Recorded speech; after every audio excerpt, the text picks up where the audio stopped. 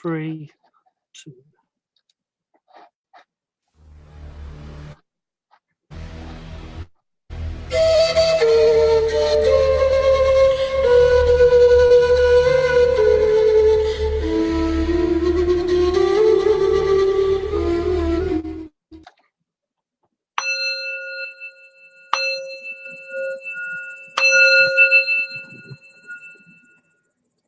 Open up your mind to the way, the conscious way, the way of conscious mindfulness. Hey, Sifu Boggie here once again, and welcome to the Way of Conscious Mindfulness. So firstly, let's move that back over. So firstly, what is this show all about, and who the heck am I? Well, my name is Sifu Boggie. Sifu means guide, muse, somebody who points you along the way, who helps you along your path.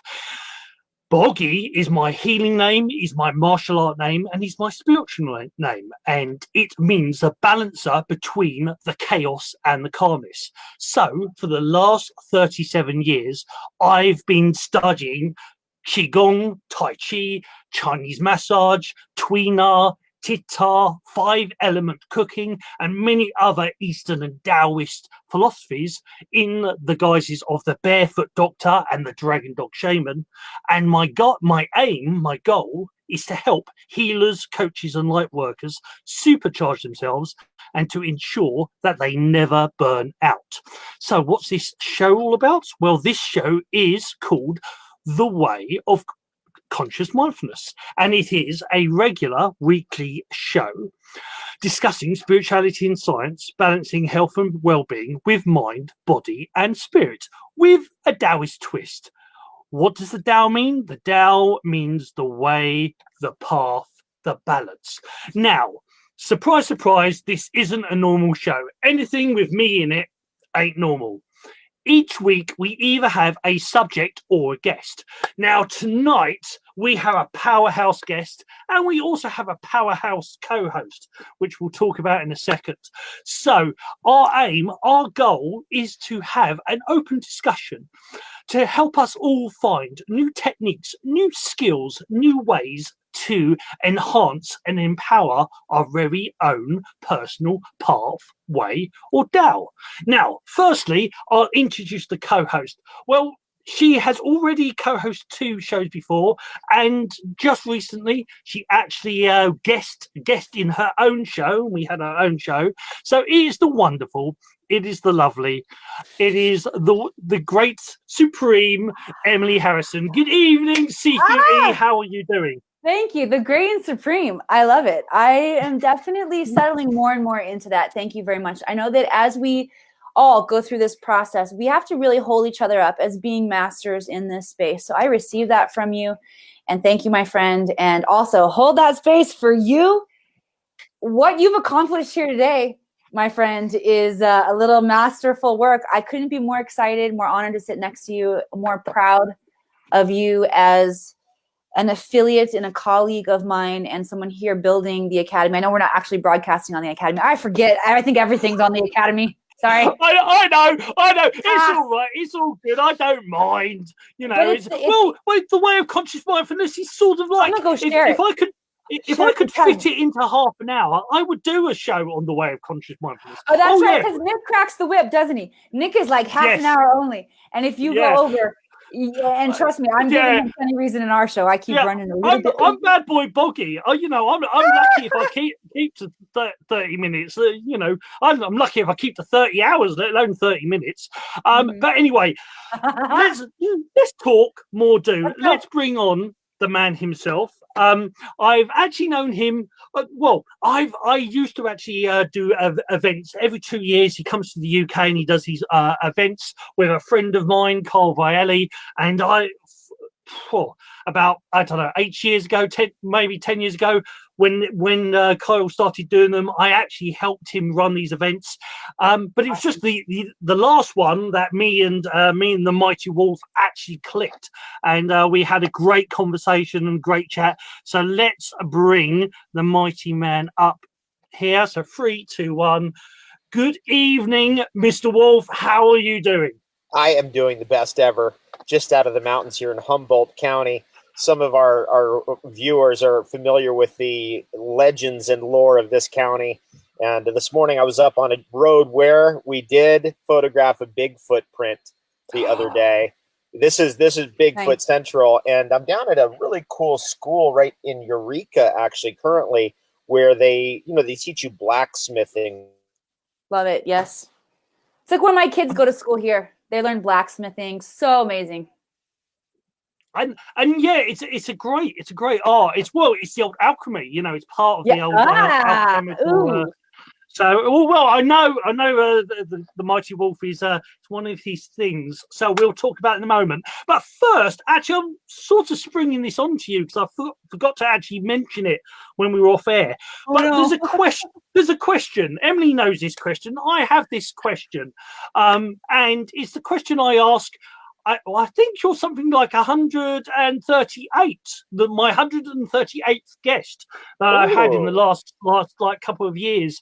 And there's a question, and the question is this. So this is your show. This is The Way of David Wolfe. So David, what is your way? What is your personal Tao? My personal Tao is called the Holy Flow. And I picked that term up from my neighbor, actually, who just recently passed. And it was very interesting. I got to actually go there. It was very interesting. There's a very interesting thing about death, and that is I got to go be with his body after he passed. And I think that's a very important thing when someone leaves this earth, that you get to be, especially if they die of natural causes, which he did, right there on his spring. And he lived on a spring right next door to my house. It takes about an hour to walk there and probably 20 minutes to drive there, but it's actually quite close. It's just rugged terrain between us. And he gave that term to me, gifted that to me, the Holy Flow. So that is my personal Tao. Cool.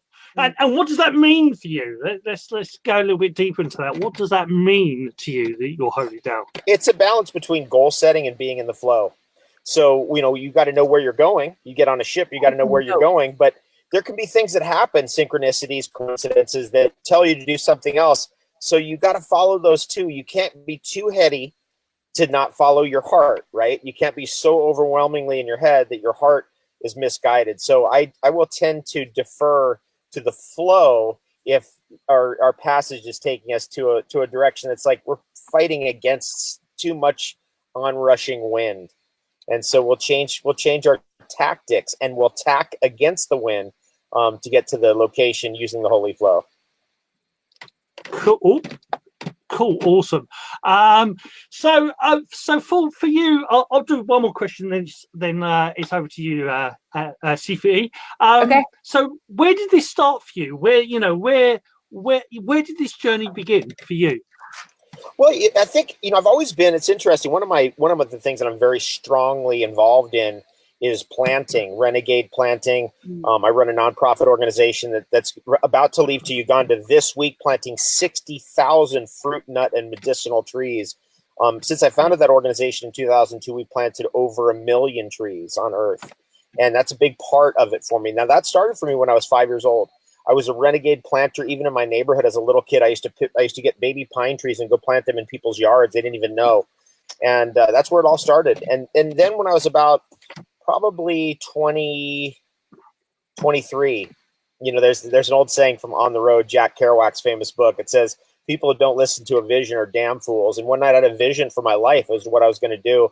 And that's where it started, really. And that was that was in the summer of 1994. And I've been going ever since. That's 25 years ago now. So that's where my career started. Very quickly thereafter, I was doing lectures in front of my little entrepreneur group, and that was 100 people. And it just grew from there. And it's just been a joy ever since. And whether there's 5 people there or 1,000 people or 4,000 or 10, or it doesn't matter to me. I just really enjoy presenting and always love that direct personal connection. That's what I love about you is through the years of doing the events, it never mattered how many people were there, and the stuff I've seen of you, and like the live ones as well. It's never mattered. You're as enthusiastic whether you got 3 people there or 300. You're always the same. And that's what's so cool. Right on. Thank you. Just, I'm so glad you appreciate that, because it's just that, to me, sometimes the bigger events aren't as fun. There seems to be, like, I love doing the events when we do the events at people's homes back in the old days, 50 people in a room in their living room, or I'd sneak into a healing center and do a lecture inside one of the hotel rooms. I'm thinking of Optimum Health Institute back in the day in San Diego, California. And I used to jump the fence and sneak in there, and they'd be like, okay, what do you tell us what your whole trip is. Then there'd be like 20 people who'd be crammed in that room. Those were as fun as anything. And I think that's, by the way, a very strong barometer for the Holy Flow is like, where's your joy? Where's your fun? Yeah. Over to you. Is it my turn? Sifu? All right. Well, I have to give you huge telepathy points because you've already answered two of the questions that were written down. Well, you've hinted on them a little bit. I might have you dive in a little bit deeper. I was going to ask you, tell us a story from your childhood. And you already started in with that just broke my heart and soul a little wider open. Being a little boy planting pine trees in people's yards, like the little mystery pine planter. That's awesome. I want to know a little bit more. Like, elaborate just a little bit more so we can get to know you a little deeper. Okay, well, that began, I think I believe in karma and reincarnation, and that it's very deep part of my being. I'm a renegade planter, always have been, always will be. My goal is to plant 18 billion trees on the earth before I'm out of here. And we have already massively terraformed the big island of Hawaii and many of the Hawaiian islands, Maui and Kauai, Wow. but mainly Big Island. We've introduced species like durian onto the Big Island. It will never leave the Big Island after my life has gone through, that there will be an effect on the Big Island's ecosystem of fruit, nut, and medicinal trees from my life that will go on, throughout all the history of the world. And that to me is a very important part of my being. It just is. Like you say that word terraform, and there's so much power and knowledge and insight and understanding that comes in. For those of our audience out here who are like trying to be real smart and they're like, okay, I'm not exactly, maybe you've heard of terraforming before in terms of Mars, us going to Mars, trying to create an ecosystem or an environment there that's sustainable. But just quickly share how powerful the understanding is of how we can change our environment by what we're planting, because I don't know that we fully have engaged in that yet. It's probably, the Taoists were onto it. All ancient farming systems were onto it. And today we call it permaculture. We gave it a name. We had to kind of westernize it. And Rudolf Steiner was onto it with his biodynamic farming. And basically what you're trying to do is set up an environment around you where it's easy to live and you produce food kind of automatically. And what I wanted to do with the Big Island and all the Hawaiian island chain was get the species in there that would make it easy for people to live in the future with an abundance of fruit, abundance of medicinal trees, and abundance of edible trees. There's quite a few edible trees out there. And as long as we're going to plant trees, it might as be be useful to us. And that's what we've been doing. And it's, people say, does that disturb the ecosystem? Listen, the Hawaiians already disturbed the ecosystem there when they introduced, 50 species of bananas, for example, from Polynesia, and brought in kukui trees and brought in noni trees and brought in the 50 different types of flowering plants that they grew just for the flowers, and many other species that they brought there, including sugarcane, etc. So all we're doing is we're just rounding out the picture. So future Hawaiians and people that visit that place will have access to these amazing cornucopia of choices, because I do believe that actually at some point, civilizations rise and fall, and one day our civilization will fall, and those people in Hawaii and all over the world will be left where they are, kind of like it was in the old days. You couldn't travel very far because you were on foot. And I want to make sure they got food over there, because I love Hawaii and I love farming in Hawaii, and I've lived in Hawaii for 14 years. That is beautiful. I love that you talked about the blacksmithing and what kids were learning. Kids need to learn this too, and it's not brought into every school yet. The place where my kids go to school here in the magical forest in Lake Tahoe, they actually are an expedition school where they travel and they go dive in, and they just went to Hawaii to learn about this kind of sustainable farming and terraforming and the things that you guys are doing. So thank you for leaving your legacy to my children, specifically my children. Awesome. And the children of the entire world, because it's magical. It's key too, the relationship that you have with kids about this really becomes much more important as time goes on. And I love being that person who kind of inspires kids like, hey, that's a plum tree there. That's a pear tree. That's an apple tree. And just points out things that we might not think are going to be impactful, but very few adults are pointing that out to kids. And well, because we don't all know it. Right. And we're so caught up. Yeah, we're so caught up in the 3D, making sure that we're making enough money to pay the bills to keep the lights on, which is a bunch of bullshit anyway. I'm sorry. I speak French, David, in case you didn't know. I speak it on the air too. That the parents don't know either. So it's a really beautiful time for us all to be learning and growing and to really get curious about the power that we can step into. And one of the most powerful powers that we have is the way we walk on the earth moment to moment, with lots of intention in everything that we do. And so that's one of the things over the years of studying Taoism, studying Rudolf Steiner, studying Victor Schauberger, studying the systems of spirituality all over the world, is it's really about intention and bringing that intention into every moment. What's the intention? What's the power of your intention? And then directing that intention with love. And that's one of the things I was talking with Boggie about. Sifu Boggie, that guy's the best ever. I love him. We had a wonderful talk about the treasures of Taoism, like Shen, this auric power, spiritual power, Jing, which is your primordial life force, and Qi, which is the way you mobilize energy day to day, moment to moment. And when you build the power of those three up, then you start to go, here's what my intention is, and you put love behind it. Boom, you have will. You can accomplish things. You can generate changes in the world through will. Yes, very small movement, big impact. You become superhuman. Right? So speaking of superhuman, let's flip it. Obviously, you command a lot of divine masculine energy here. When do you feel the most human and you're just like, fuck, help me? Oh, I mean, the most human I feel is whenever I jump into ice cold water.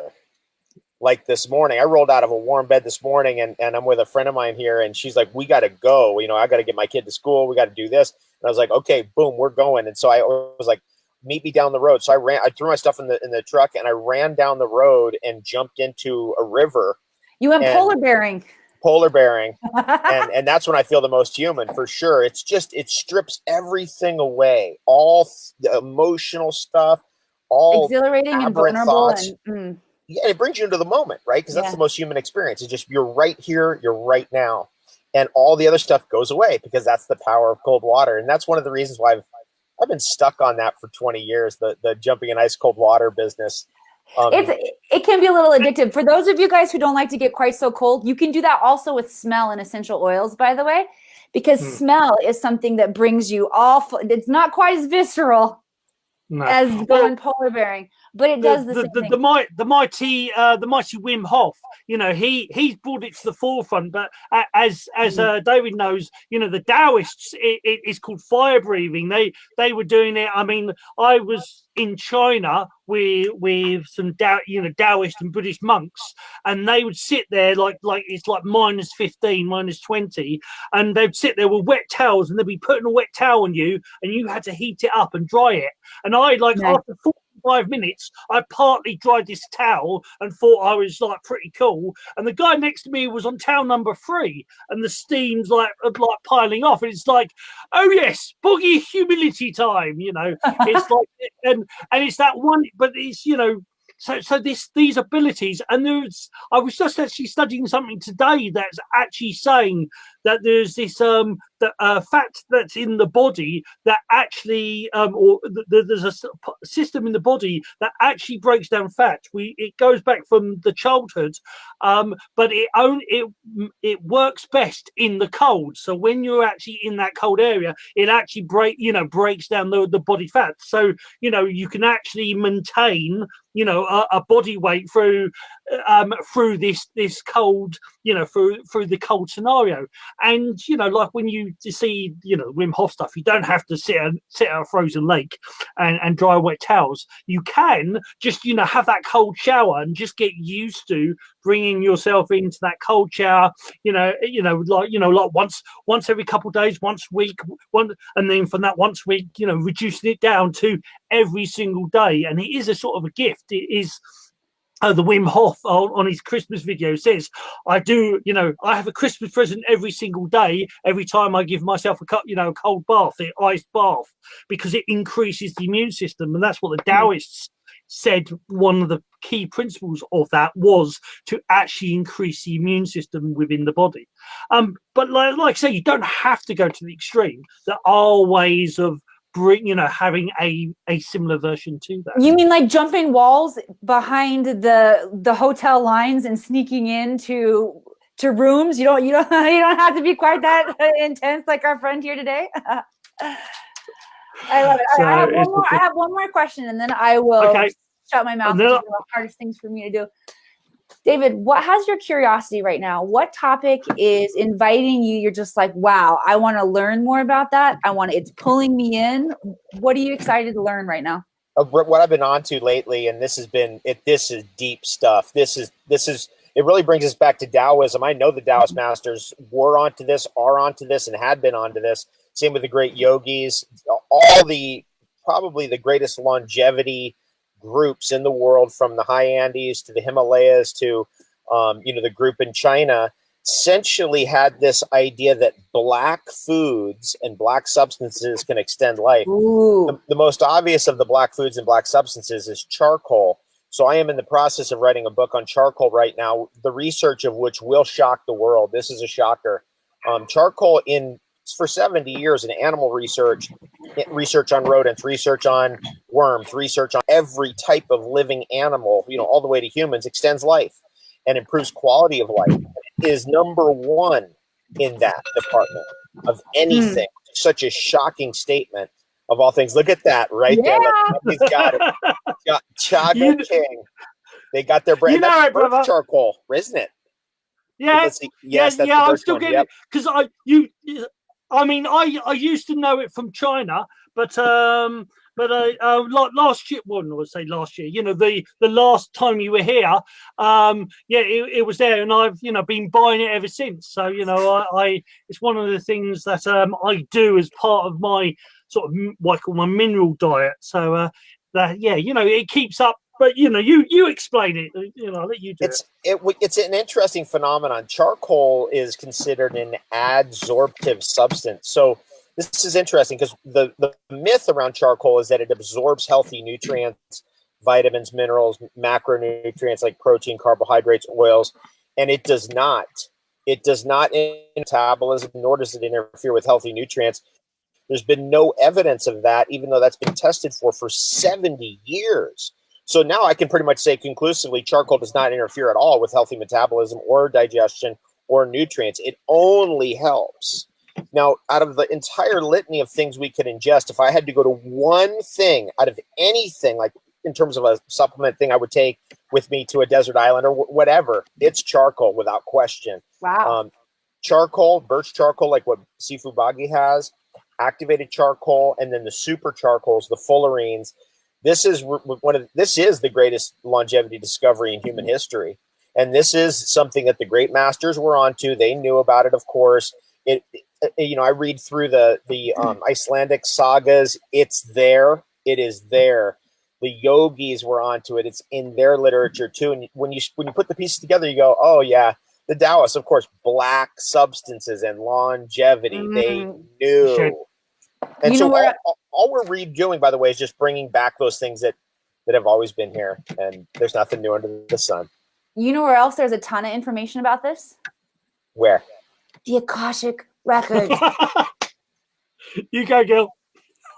How about we connect after this, and I can show you a little bit of what I do, a little bit of magic, and maybe bring some extra special opening up to knowledge for you, so you can bring in that power for us. Deal? Deal. Emily, you're so cute.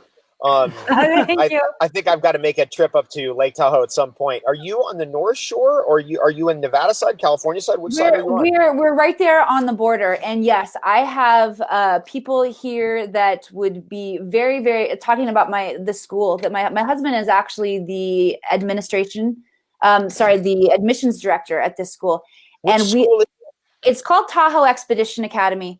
Okay. They're affiliated with some big people, and they have some big things going on right now, just in terms of pushing kids to that, pushing them outside their comfort zone and getting them.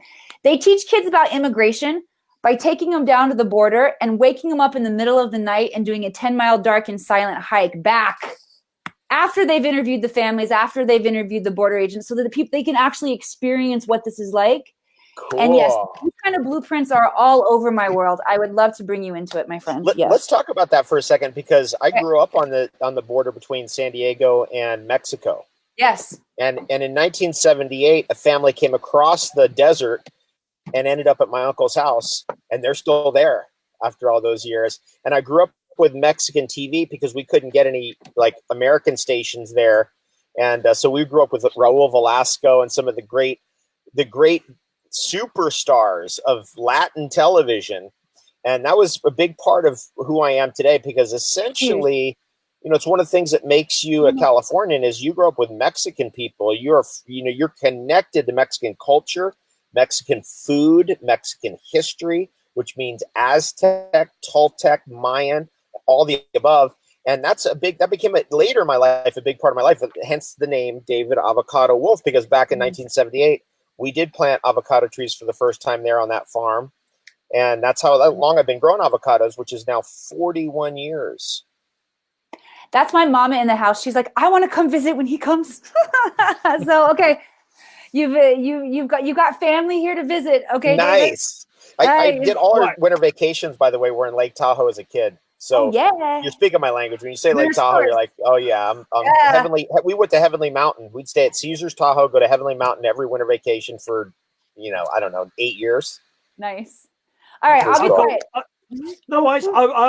I've got one extra co that's been patiently waiting. She's actually one of the co's from shows in the past. So I'll quickly bring on the wonderful Marilyn Devonish. Good evening, Marilyn. How are you doing? Good evening. I know you can see me. Can you hear me? Yes, we can hear you fine. We can hear you. Yes. Oh, there you are. We can see you now. Hi. Hi. It's like Celebrity Squares now. We've each got our own little box. So Marilyn, if you quickly explain who you are, and then I know you are the questioner. You are the female questioner of the Way of Conscious Mindfulness. So I'm sure you've already got something waiting in the background, in the wings for us. So explain say who you are, and then ask your question. Well, Marilyn Devonish here, and one of the things I came in at the bit where David was talking about the Big Island, because of course that's where I went out and studied Huna, and so I was like, oh yeah, this sounds good. And I think I'm just going to go in with the first question. Maybe as we talk, I'll share more about myself, but it's not my show. David was talking about black food. I have a question about something that is pure white. And I'm really curious to know, because it's something I've been looking at recently. Do you have any thoughts about, or have you come across anything to do with turpentine? Phenomenal. It's such a great question. I have done the turpentine cleanse, which is, you take the turpentine with the organic sugar cube and then dose it up and do more and more and more. And one of the things that hit me actually doing the turpentine cleanse is it was remarkably similar to frankincense. I mean, they are very chemically similar and taste the same. And so I started after a while, I started going, you know what? I think I'd rather do frankincense. Not that I'm against turpentine. I love turpentine. I love the turpentine cleanse, and it's a great one. It's one of the better ones out there at the moment. So I'm a fan and an advocate, and have done it. And I also recommend certain other quote unquote essential oils, because essentially turpentine is the essential oil of pine trees. And that became for me, doing the frankincense a little bit more. It kind of revived that for me. And I got frankincense. Where is it? It's on me somewhere right now. I'm thinking about, it's right over. Watch this. I got some. I'll spray some for us too. Here we go. It's never far, but the turpentine cleanse brought this all back to me. Here it is. Wait, right. Where is that? Let's see. Yep. I got a little aggressive. I had to drive my screen off. Let's see in here. Oh, geez, where'd it go? How many frankincense per screen? There we go. I did. Yeah, how many frankincense are in the room right now? Yeah, mine's over there. I've got boom, right there. Can I ask you? Oh, brilliant. Fantastic. Yeah. Amazing. No, that's cool, because I've been reading about it, started looking at it more closely. You can hear some real horror stories about it online, which would just make you run away in fear. However, what I was looking at and what I've experienced thus far, I really think this is good stuff. And I guess that would lead me to my next question. When you hear people talking about plants and herbs and all of this stuff as, I think he might, has David disappeared there? He's disappeared. I'll wait for him to come back. Here he is. Here he is. He's coming back in 3, 2, 1. That was it. The second question. That was it. David ran. He's running to the hills. Blew the circuits. Go for it, man. So, my question was, when you hear people talking about, herbs and plants and, turpentine and frankincense and charcoal as alternative and new age and out there and different, what would you say to that, given that it's really taking us back to what the ancestors would have been doing naturally? How do you kind of explain that one? What do you say to that when people go, oh, I would rather take paracetamol, for example, than something that we would call alternative new age? Okay, good question. And I grew up, so just so everybody knows this, I grew up with 2 parents who are medical doctors. I grew up in a medical doctor's office. I've seen it all. I used to go to trade shows with my dad. I've seen the whole pharmaceutical industry from the time I was born, inside out. That's why I have nothing to do with that world. My dad, by the way, he's 79. In his graduating class of medical school, of the 50 people, this is 2 years ago, so when he was 77, out of the 50 graduating class, only 17 were still alive. So doctors die young. That is true, by the way. And actually 2 died just in the last couple of years. So now at 79, there's only 15 of them left. And so they're all around that age, 78, 79, 80. There's only 15 left, just a little FYI. So I grew up in that world. So to me, when I was 7 years old, I abandoned that world completely. I don't have anything to do with supporting that system or what it's about. I go back to the traditional systems of Taoism, the traditional systems of Ayurveda, traditional European folk herbalism, traditional African systems of medicine, going all the way back to the African continent, and the systems that were developed by the Maroons and other races of people who were left in the Americas. And from there, learned a lot. And that's my world. So, when it comes to like doing turpentine, I'm like, what? Let's get on it. Yeah, of course. Makes sense. Let's do it. And of course, the people who are the most natural and connected to the earth and least distracted by, civilization's vices would come up with the best systems of cure. And, hence, turpentine made sense to me. So immediately go for that. But all the different, aspects, when you start putting it together, I think can be collated probably best just by thinking about, okay, what's the next best step for me, right? Because each person watching right now is going, what do I do? And it's like, do the next thing that's best for you that you understand. Because trying to get people all the way back to foraging, wild mushrooms in the forest over here, at the first step that's a little bit much. So you just got to go, what makes sense for me and what is the next logical step? And then you develop a sophistication over time and you get momentum. And then that momentum makes it easier for you to do, anything. Like at this point now, like I'm about to go into a 2-week water. I'm going to go into 2 week on liquid, and then I'm going to go 10 days on water. That's not easy to begin with, but if you've been at it for a while, you just know, okay, I got to put myself through this system, and it gets easier. So again, do the next thing that makes sense to you. I mean, for me, I want to really quickly say, one of the things I do almost as a standard, as a default, is I actually do the 8-16. So eat 8 hours a day, normally between about 8 o'clock up to about 4 or 5 o'clock, or 9 o'clock up to 4 or 5 o'clock, and then take the rest of the day. And even if you can do that, you allow your body to actually activate those ketones, and you actually allow your body to function far better. And that's, that alone, that and another Taoist thing is quite simple, of being selective with food, in the essence of, if you are still a meat eater, you're going to eat meat, eat at least 50% or more veg and meat. If you're going to eat grain, don't eat meat, eat veg and grain. If you're going to eat pasta and veg. Keeping the main bulk of your diet veg, and then but don't cross the things over, because every time you cross one of these certain food groups over, your body has to struggle with that. And that was one of the biggest things I learned in China when I have visited China, was that the that they tend to have, if they're going to eat rice, they'll have veg and rice. If they're going to eat meat, they'll have veg and meat. But they don't cross those things over, because what's now learned when you study like anatomy and physiology, you actually learn that the body, think of it, it's acid and alkaline. When you mix acid and alkaline together, you basically create grey mulch. And the point is like, if you're mixing fruit with pasta, or fruit with this and fruit with that, so think of spaghetti bolognese. British spaghetti bolognese is meat, tomato sauce and pasta. You're actually neutralizing the ingredients, and then your body has to work harder at breaking it down. So it's just understanding food in a sort of chemical, magical way. But that's my philosophy on it. What's your philosophy on it, David? Well, I like that. I mean, I think you're right on. We call that the laws of proper food combining, which is making sure that we don't go too far off on the edge of this crazy mixing of everything together. So if you're having fruit, just have fruit only. Or you get up in the morning, it's like, don't eat anything. Actually, in the morning, what I really recommend is drinking lots of water and lots of charcoal in the morning. It's a great time when everything's empty. If you haven't eaten anything in 8, 12, 14 hours, right?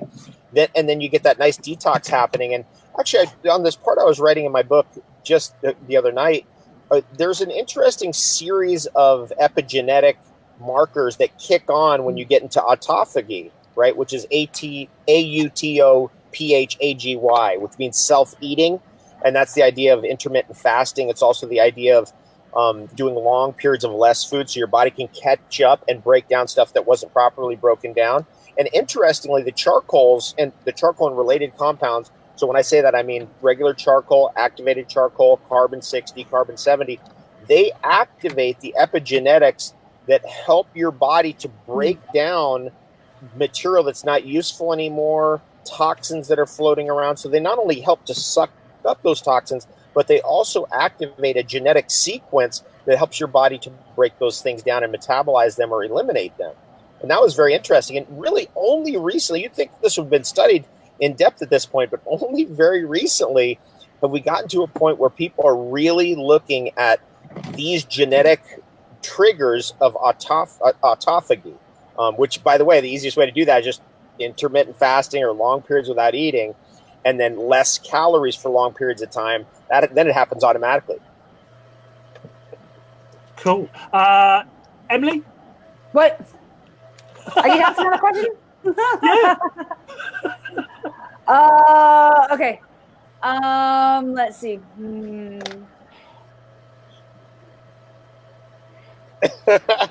Emily, you're so okay, great. So,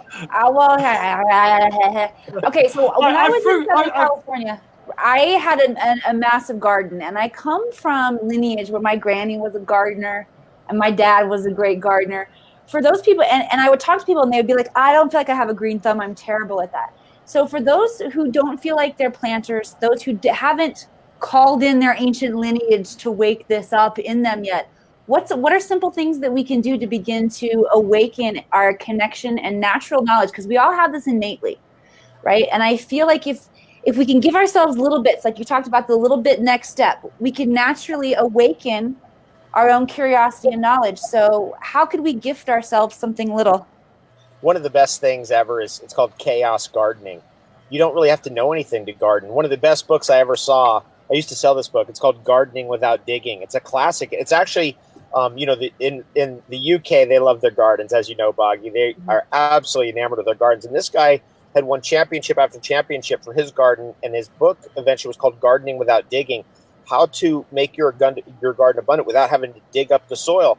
Now those two things together, chaos gardening and then the idea of like gardening without digging, really meant something to me. So I was like, hey, that sounds great. I'll just throw all my compost out in that corner, throw a bunch of compost over there, and we'll see what happens. And all of a sudden I had melons growing. Next thing you know, I had little baby trees coming. Next thing I know, I had certain types of plants coming up from a party that I had. And it just led from one thing to another. And then it got me into it. I was like, oh, I could do this because I'm more of a horticulturalist. I'm more of a tree grower. That's how I grew up, growing trees. And gardening, like lettuce and stuff like that, was always like, I don't know what to do on that. So gardening without digging is what worked. Cool. I love it. Throw everything on the ground, fake it till you make it, pretend like you know what you're doing. Fake it till you make it shows up everywhere. I was an actress for 20 years before I transitioned into being an Akashic Records mentor. And we would always be in class with like a scene where you had to start crying in the scene and everybody's all tense and you can't cry. And our acting teacher would be like, fake it till it comes out. So I have seen so many uncomfortable moments on stage where my friends were faking that cry until then it starts to come though. And then you start to relax. And then you start to let the natural process of the character take over, just like what you're talking about here with allowing the natural process to take over. Exactly. It really, this again, you're right on when you're saying it's an instinct. It's like we know these things. We know exactly where water comes out of a mountain. We know our instinct. There's things inside of us. Our cells are tracking the movement of stars. Our cells are tracking the moon. Our cells are tracking the sun. Our cells know what's going on more than just our consciousness. So instead of trying to overwhelm everything with mind, it's just allow your body's own intelligence to take over and guide you to where the source of springs are, to how to garden and farm, how to procure food, how to make like, for example, one of the big ones for me, it's a big one, is natural living and natural housing and natural shelter and how to deal with that. And this year I had about almost in one corner of my house, in a very dangerous corner actually, because that's where the electricity is.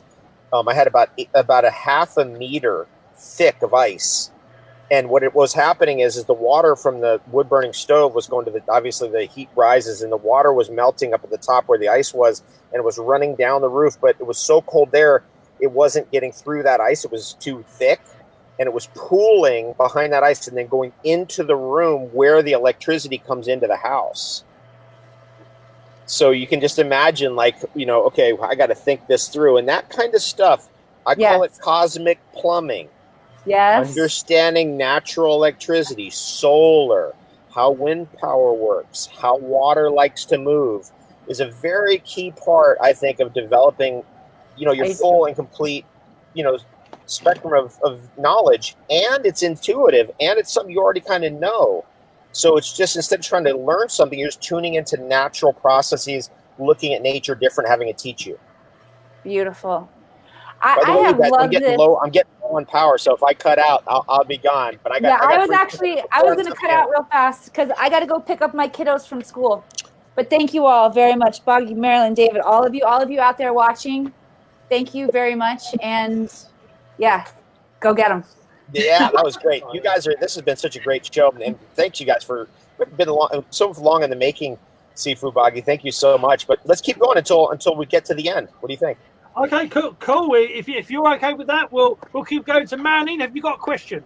Well, you know me, always full of questions. Actually, taking in a completely different direction for a second, then I'll come back to the real question. One of the things that surprised me, David, I glanced at the biography that Sifu Boggie had put up this morning, and it was just a beautiful, eclectic mix. And I looked at that and I thought, isn't that funny? Because I do about 20 different modalities: NLP, hypnosis, timeline therapy, soul plan reading, HUNA, DNA, theta healing, EFT, you name it, archetypal profiling, photo reading, I do it all. And one of the things that I've been told for so many years is you've really got a niche, you've really got to call yourself one thing. What's the one thing that defines you? And I read your bio and I'm like, here is a man who has not gone in the direction of, I'm just going to put myself into this box, which for the last 18 years, since I became a coach and therapist, I have not been able to do. So tell me a little bit more about your biography and how that came into being and how you blend these wonderful eclectic things. Well, I think what you're doing is correct, and stay with it, because trying to get yourself into a single niche is against your nature, is what I can tell about you. So you cannot go against your nature, and that's the same for me. I can't go against my nature. And instead of that, because I've had people tell me the exact same thing. Even the NutriBullet crew, they're like, you need to narrow it down and just focus on this or just focus on that. It's like, that's not really who I am. I mean, maybe that's someone else, but it's not me. I can't do it. So I'd recommend sticking with that it's an inner drive that you have that wants to learn and expand into different fields and different healing therapies, different levels of understanding, and you can't go against that. It's like it's part of your nature. That's my advice. And that's been I've tried both ways. It's impossible. I can't change my nature. It's just I'm going to go with the broad spectrum. That's what I've always said about, we've talked a couple of years ago. I said, you're Taoist. To me, you're Taoist because Tao means the balance, the path. And people, there's a thing in the UK they say like a jack of all trades, and it's like, yeah, but you look, you know how to tie your shoelaces, you know how to open doors, you know how to eat, you know how to, commerce, language, all these things, and that's the point. You're supposed to grow, you're supposed to enhance, you're supposed to be like this, you're supposed to find your own personal balance and find your Tao, and that's why us three all exist, because I was always taught everything you learn enhances everything else you do.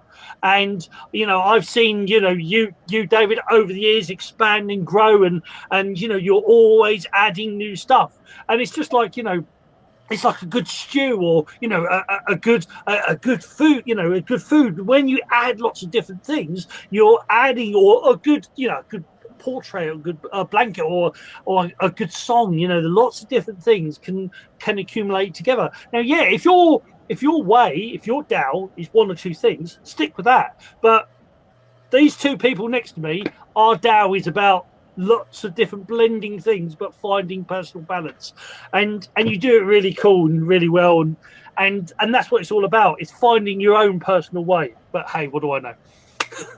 You know a lot. Now, I'm a fan of synchronicity, have been since I learned about Jung when I was 18.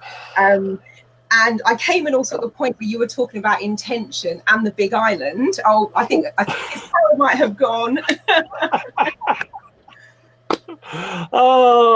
Anyway, well, we can talk about it. You carry on, sister. So give him a minute, see if he gets his power back. Yeah. But it was that whole thing about, we've talked about the food and the practicality. So I was really kind of wanting to get into, because intention is really the whole thing about the energetic side of that, about the more spiritual, more esoteric side. So I was just kind of going to be interested in terms of, okay, we talked about the food and the growing and the practicalities. What are his thoughts on the esoterics? But we may not get a chance to ask that question. We'll see. He did say he was going. But what will happen?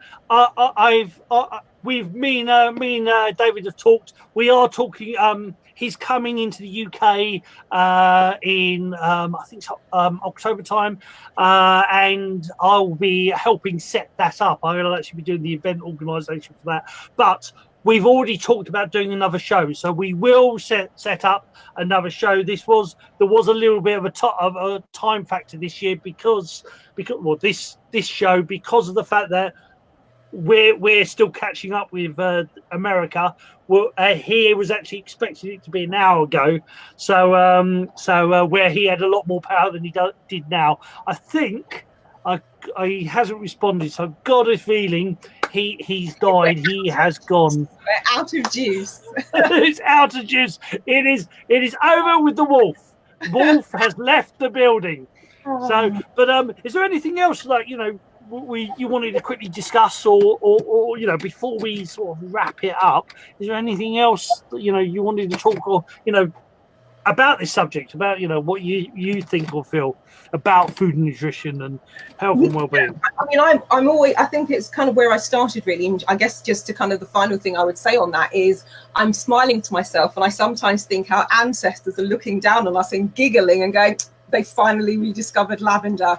Oh, look, they found charcoal. Because when people shy away from these weird, out there, alternative, new age practices, I'm thinking, I don't think they're new age. I don't think they're alternative. I think they are the way of the earth. And we're rediscovering Mother Nature and the power that, I think of Mother Nature as the power that she has. And it's like it's all coming full circle. And there's a group of people who, number one, have known this since they were born, and they're the lucky ones who grew up in that.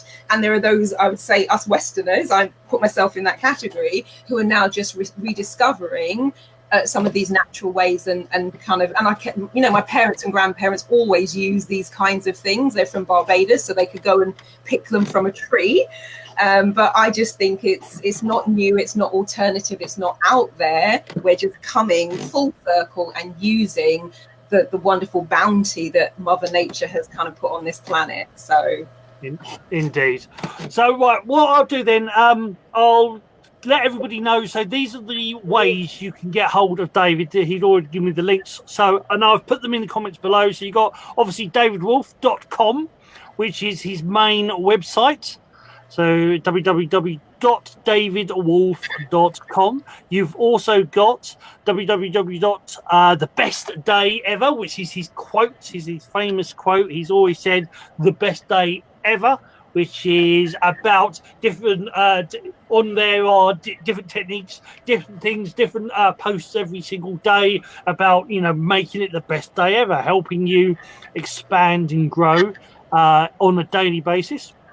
And then finally, what he did mention in the show, he mentioned his new charity, which is www.ftpf.org. So it's ftpf.org. It is in the comments below if you wanted to find it. So they are the three main ways that you can get contact with the mighty wolf himself. I think, unless there's anything else you want to chat, I mean, we can talk afterwards, but I think we'll wrap it up show-wise. I guess one thing I'm going to say, I have to smile. I was going to ask you about this as well when he talked about the epigenetics, because when I interviewed Greg Braden a couple of months ago, that's exactly what he talked. He's talking about the epigenetics. He's talking about the chromosomes. He's talking about the discoveries that are actually kind of ancient, but we're really only finding out about it now. And so that's a whole other conversation. So definitely make a mental note of that one. We got to talk about that as well. Well, I think I need to see if I can get hold of Greg and bring him on this show. I'd love to do that. And of course, well, as you're already best buddies with him, we'll have to bring you as the co-host. Because I remember you had a dinner with, well, there was a group of you, but you had a dinner once, if I remember rightly. We've been out to dinner several. I mean, there's something called the TCCHE, the Conference for Consciousness and Human Evolution. So for the past couple of years, I've been the MC and the host for that event. And so I do the interviews before we all go on stage. I interview all the speakers. So Greg was one of those speakers, as you know, Bruce Lipton and those guys, Dr. Joe Dispenza, all of whom are on that whole epigenetics, you know, kind of track. Then I'm interviewing all the speakers and doing all the, you know, the introductions, etc. And so, you know, Greg and I have become sort of friends. He's just such an incredible mind and the way that he thinks. And so when we talk, literally, sometimes we only get little segments over lunch or over dinner or, you know, in the corridor or before an interview or something like that. But we always have a ton of stuff to talk about. And so he just said, man, we've just got to do an interview one day. And we were scheduled, I think, for an hour. And he's so busy. And then he said, Marilyn, if it's okay with you, can we go longer? I'm like, yes. He's like, I've loved this, Marilyn. Can we call this interview number one and do another interview or series? I'm like, totally. So, you know, he's definitely, you know, fascinating to speak to. Yeah. So, and I mean, he's not in the UK now, as far as I know, until he's back for the event in August this year. So I'll be back there again as the MC and host, and he's got a tight schedule, I will say that as well, but he would definitely be, you know, great fun to come in and hang out and have a chat. So yeah, that'd be cool. That'd be well, you know, I might have to work some magic, you know, on that. I know as I put it on, Teresa Warren is on at the moment. She's from the Akashic Academy, and she's had some awesome. She seems to have the luck of the magic like me. She brings some really cool people on, and she said, yes, I've been trying to get hold of Greg Braden for my show as well. So Teresa, it looks like we've got a competition on our hands. Which one can get Greg first?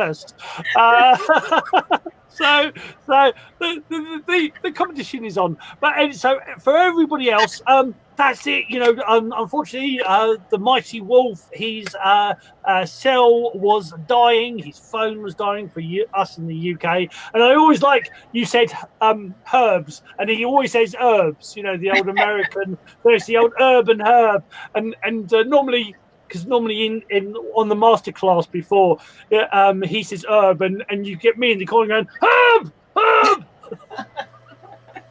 And there's a little bit of a joke between that. But I'm planning to have the Mighty Wolf on again, so I will let you guys know for that in the future. So I hope you enjoyed the show.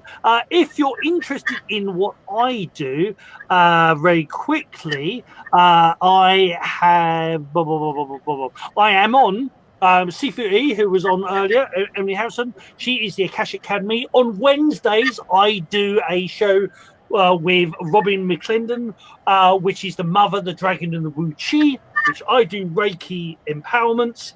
And she does an oracle card reading of her own creation, these oracle cards that she's created. Then there is the Way of the Dragon Dog Shaman. And also, very, very quickly, is my own actual website, which is www.sifuboggie.com. Marilyn, I haven't got it to put across the screen, but how can we get hold of you if we're interested in what you do? In terms of me, it's /Marilyn Devonish, MARILYN, Devonish, DEV for Victor, ONISH, and my website is transformationstm.com. That's TRANCE, as in a hypnotic trance. I'm a hypnotherapist as well. Formations, FORMATIONS, TM as in trademark. So www.transformationstm.com, and the email is marilyn@transformationstm.com. So for anything /Marilyn Devonish is where you will find me on social media, aside from Instagram, which is the Neuro Success Coach. But yeah, I'm around and fairly easy to find. And what she'll also do is, Marilyn, afterwards, or stick your links in the comments below if you're interested in getting hold of her. I'm sure she'll put those in for you as well. So, guys, I hope you enjoyed the show. Marilyn, don't go just yet, but everybody else, I hope you enjoyed the show. Until next week, there is a show on Sunday. I can't remember who the guest is. I'm sorry, whoever you are, but there is a show on Sunday, and then there's a little bit of a gap because I've been sort of trying to have to set up new shows. So if you're interested in being a guest on the show, let us know, and we'll start from next week onwards. We'll bring some new people on, some new guests. So if you're interested, contact me, and you could be on this show and us interviewing you very, very soon. So take care from the wonderful Marilyn, from myself, from Sifu that's already picking up her kids, from the Mighty Wolf and his dead battery, from it, and also from the Way of Conscious Mindfulness itself. Take care. Bye from now. Love, Chi, and Shen. Bye, guys, and have a good, pleasant evening or afternoon.